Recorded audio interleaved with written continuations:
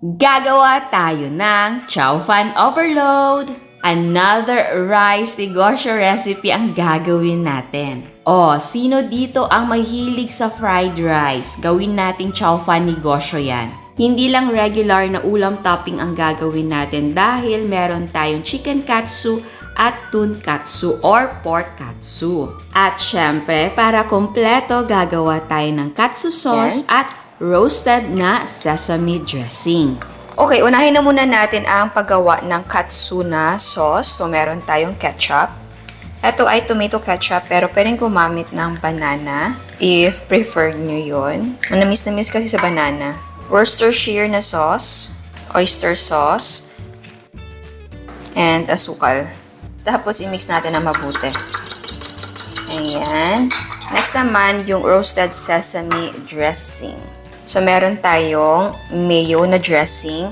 Ito nga pala ay combination ang ginawa ko. May tira kasi akong Japanese na mayonnaise, yung Kewpie. Pwede isa lang ang gamitin mo. Ito kasi siya, yung Kewpie. Konti na lang kaya inubos ko na para hindi na ma-stuck dyan sa fridge. Siyempre, mas mura si all-purpose na mayo dressing. So, pwede din ang gamitin nyo. Don't worry, okay lang.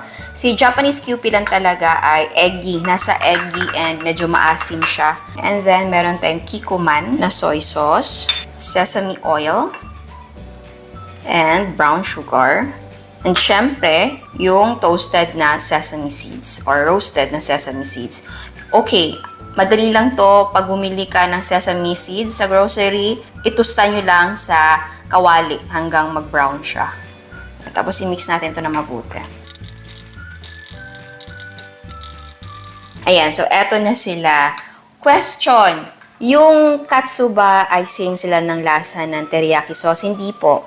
Ang katsu ay medyo maasim siya. Hindi naman sharp yung asim niya. Yung parang kalma lang na asim. Si teriyaki sauce kasi ay matamis. So, magkaiba talaga sila. Kapag gumagawa kayo ng mga ganito, syempre, tikman nyo. Baka gusto nyo na magdagdag pa. And ito yung mga gamit ko na brand. Ayan. Ayan. Oops. And ito yung Kewpie. Ubus na. Tapos, ito. Okay, para sa chicken katsu natin, meron tayong chicken breast. Papalaparin lang natin to. So, i-cut natin dito para medyo lumapad siya. Okay, so pwedeng ganyan na siya kalaki. Pwede mo nang lagyan ng salt and pepper, tapos prito mo na siya. Pero gusto ko pa siyang palaparin. Okay, lumapad siya. So, pwedeng dalawang katsu ang gawin mo sa chicken. So, ang gagawin natin dito ay salt and pepper lang.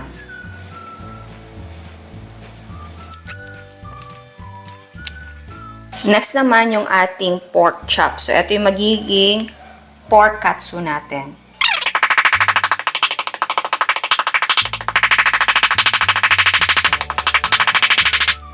Ayan. And salt and pepper lang din to. Okay, para sa breading natin, meron tayong harina, itlog, tapos breadcrumbs.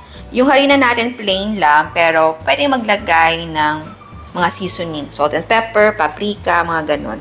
So, una natin gagawin, i-dredge muna natin dito yung ating chicken sa ating harina.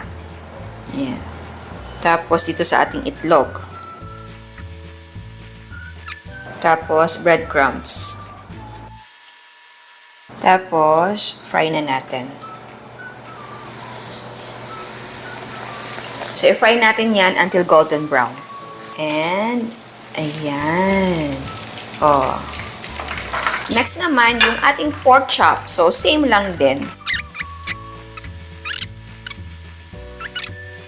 Ayan. Tapos, prito na natin.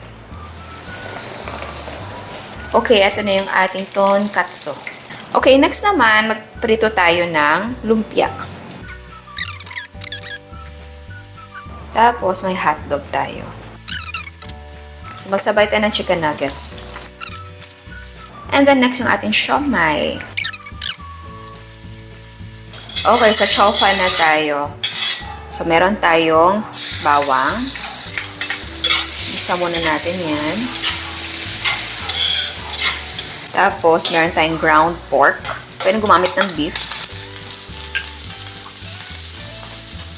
Timplahan natin ng toyo.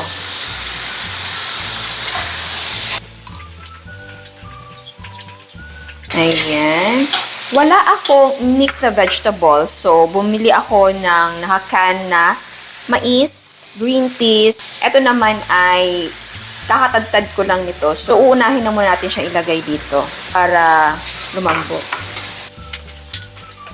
Ayan. Tapos, lagyan natin ng kangkong. So, yung iba, hindi na naglalagay ng kangkong. Well, okay lang din. Yung iba din, naglalagay ng itlog. Tapos, ilagay na natin yung ating mais at yung ating green peas. And the next ay maglagay na tayo ng rice. Dapat ang gamit mong rice dito ay Yesterday's rice. pero kalimutan ko magsaing kagabi. So, nagsaing ako kaninang maga, tapos nilagay ko lang sa chiller. Bago ako magsimulang mag-prepare ay transfer ko naman siya sa freezer. Ayan. So, i-mix natin yan. So, timplahan natin to. Toyo. Tapos, oyster sauce. Paminta pa.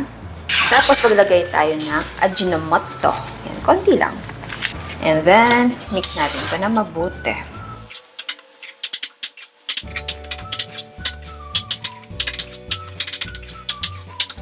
Okay. And, eto na po siya. Ayan. Okay, sa packaging, pwedeng ganito or pwedeng ganito. So, very common ay ganito, di ba? Ayan, so, unahin natin yung cup. Ilagyan natin ng rice. And then, next, palagay tayo ng ulam na topping natin. So, meron tayo ditong fried na siomai. Next naman ay lumpia. Next naman ay chicken nuggets. So, yan yung basic. So, sa meal box natin, maglagay tayo ng rice. And then, next, malagay tayo ng ating ulam na topping. So, meron tayong tonkatsu or the pork katsu. Next naman, yung chicken katsu.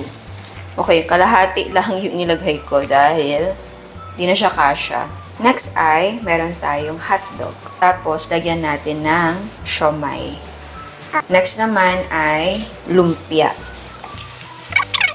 Ito naman ay optional pero mas maganda meron maglagay tayo ng cabbage. So, gawin nyong manipis yung pag-shred ng cabbage ha.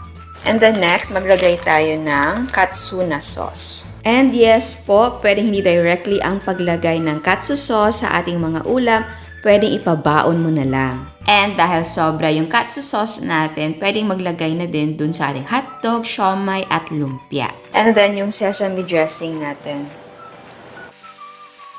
And yes, pwede ka magpabaon kung bitin sa'yo yung ganitong serving.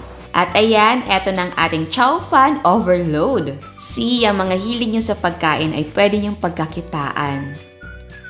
Okay, tikman natin. Siyempre, ang gusto kong kainin ay, talagang kain, hindi tikman na, ay yung ating chicken na katsu. Ayan, kainan na. Okay, so tikman na natin. Excited ako. Ang bango niya.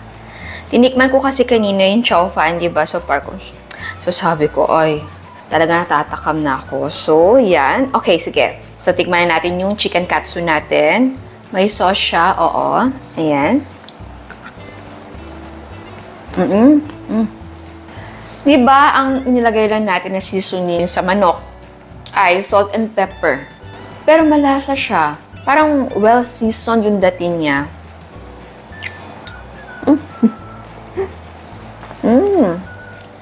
Ang sarap ng Chow Fan rice. And eto yung katsu sauce natin, oh.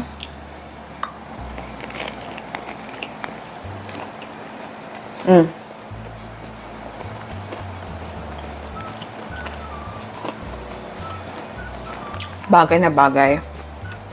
Yung ating cabbage na may dressing.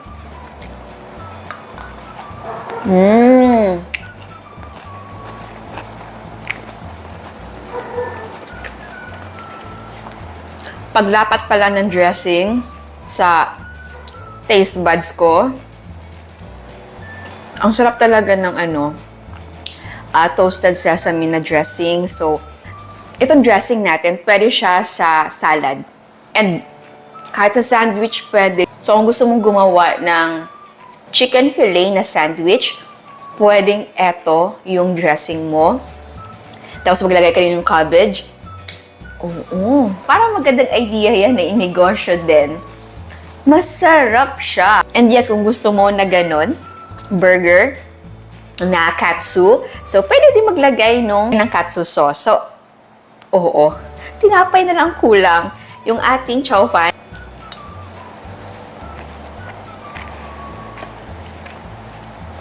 Malasa. Sana nandito kayo para pagsaluhan natin to. Ang sarap talaga. Hindi ako nagjo-joke. Ang sarap niya. Tignan nyo. Ayan, oh.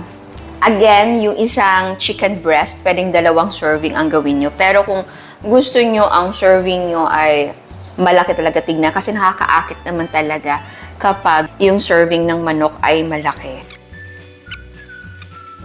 Okay, again, pwedeng hindi ganito yung packaging mo, pwedeng yung sa bowl, or pwede din, kung ayaw nyo na papel, pwede naman na microwavable, yung paglalagyan, para yung takip din niya very tight. Ito kasi medyo matatanggal to. Para ma-seal naman to, lagyan mo ng adhesive na tape. Sa rice naman, okay din na ang serving ng rice mo ay, depende sa costing mo ha, magko-costing ka syempre, 1.5 cups ng chow fan rice. So, sa mga toppings natin na ulam, ito yung sample. Ano pa ba ang gusto nyo? I mean, ano pa bang pwede? Again, ang paglalagay ng sauce, ng dressing, ng cabbage ay optional lang. And yes, pwede ka maglagay ng itlog. Kung hindi ka maglalagay ng itlog sa chow fan, okay lang naman, masarap din. Pwede na ilagay mo dito na topping ulam. So, ayan. Sana nagustuhan nyo ang recipe natin ngayon kasi ako nagustuhan ko and gusto ko nang kumain ito. So, ayan. Sana nagustuhan nyo ang recipe natin. Ciao! At sa mga hindi pa nakasubscribe, please subscribe sa ating YouTube channel and please click the notification bell and please click all para ma-notify kayo sa lahat ng uploads. And please don't forget to like our Facebook page and follow us on Instagram. Thank you!